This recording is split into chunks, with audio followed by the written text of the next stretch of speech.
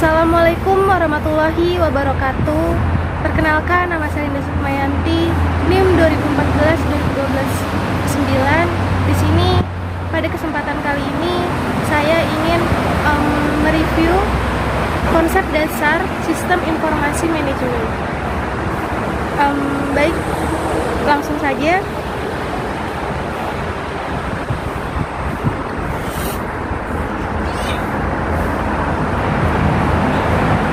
Yang mana konsep dasar sistem informasi manajemen itu yang pertama ada maknanya. Maknanya sendiri yaitu secara etimologis, informasi manajemen itu berdasarkan dari bahasa Yunani, yaitu sistem yang mempunyai arti yang pertama suatu keseluruhan yang tersusun dari sekian banyak bagian. Lalu yang kedua, itu ada hubungan yang berlangsung di antara satuan atau komponen secara teratur. Dalam Kamus Besar Bahasa Indonesia, sistem didefinisikan sebagai perangkat unsur yang secara teratur saling berkaitan sehingga membentuk suatu totalitas. Lalu, susunan yang teratur dari pandangan, teori, asas, dan sebagainya. Lalu yang terakhir, metode.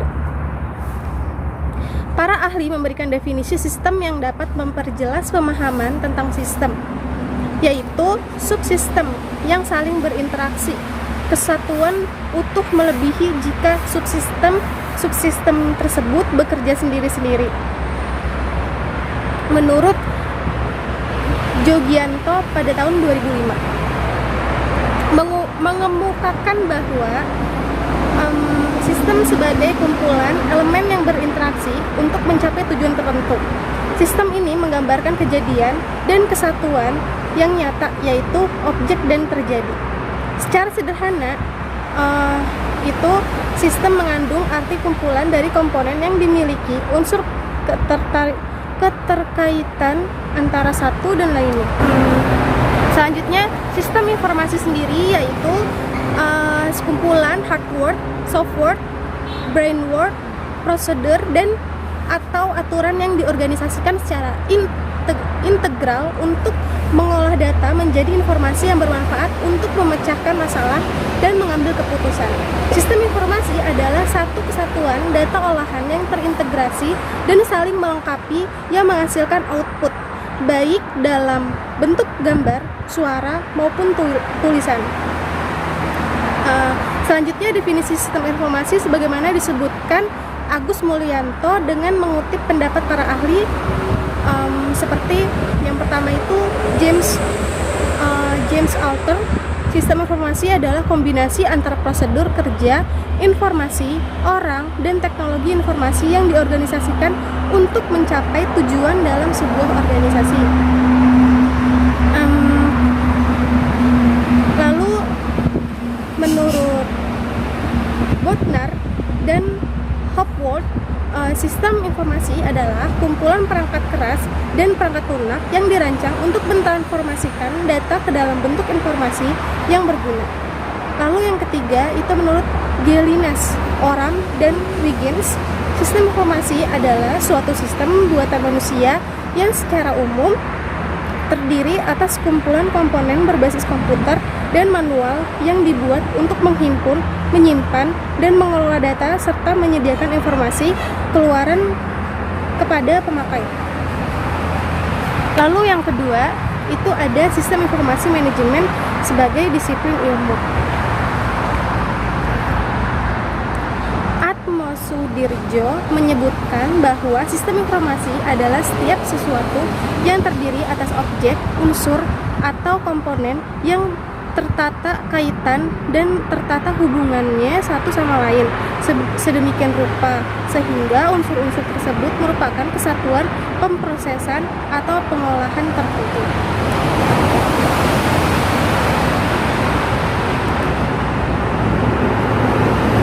Lalu yang ketiga itu ada ciri khusus bidang sistem informasi manajemen. Davis dan Olson menyebutkan 5 aspek yang dapat dikategorikan sebagai ciri khusus bidang sistem informasi manajemen, yaitu yang pertama, proses manajemen manajemen seperti perencanaan strategis, pengelolaan fungsi, sistem informasi, dan seterusnya. Yang kedua, proses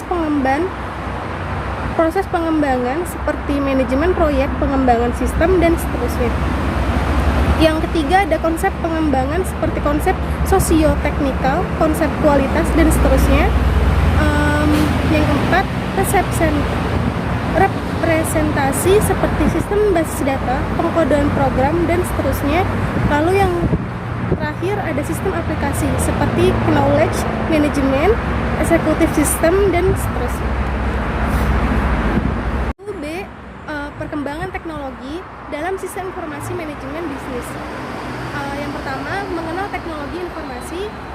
Menurut Information Technology Association of America atau ITAA, teknologi informasi adalah studi, perancangan, pengembangan, implementasi, dukungan, atau manajemen sistem informasi berbasis komputer, biasanya aplikasi perangkat lunak dan perangkat keras komputer, memanfaatkan komputer elektronik dan perangkat lunak komputer untuk mengubah, menyimpan, melindungi, memproses, mentransmisikan, dan memperoleh informasi secara aman.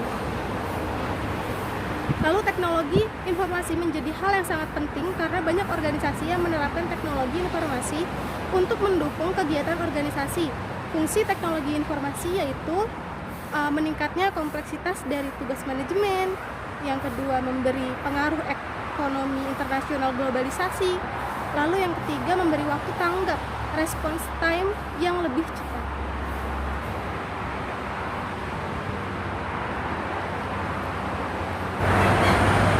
Lalu ada peranan teknologi media massa dalam era komunikasi global. Pesatnya perkembangan teknologi komunikasi kadang-kadang sangat sulit untuk diikuti. Arah pengembangannya semakin jelas menuju komputer dan communication. Komponen communication termasuk di dalamnya satelit dan televisi. Pada awalnya teknologi komputer dan teknologi komunikasi ini berjalan sendiri-sendiri. Kemudian kedua komponen ini menjadi satu, sehingga terjadilah era yang seakan-akan perkembangannya sudah tidak bisa dibendung lagi.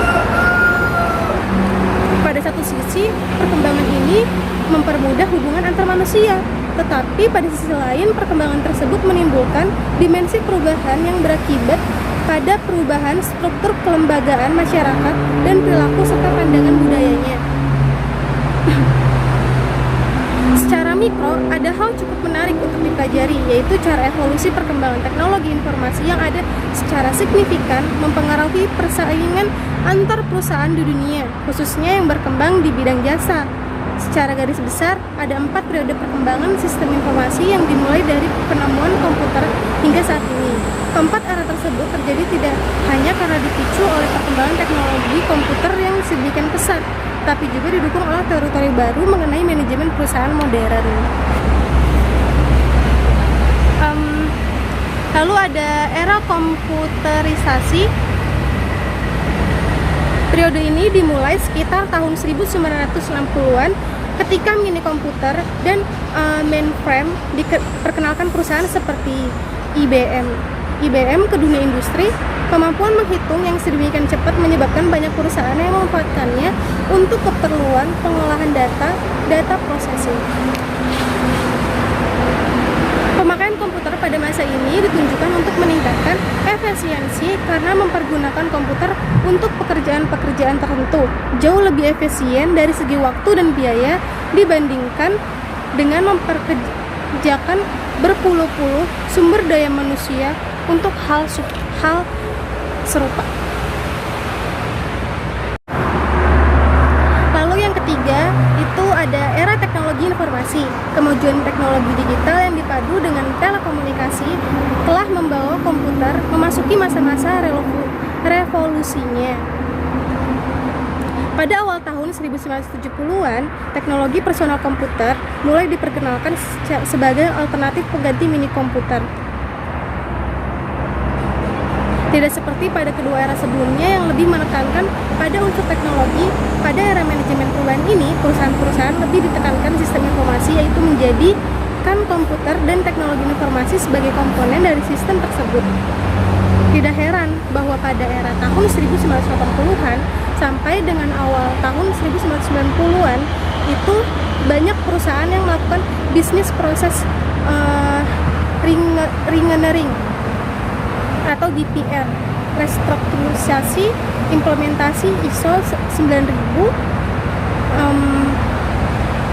Oracle dan sebagainya. Lalu yang terakhir itu ada era global informasi.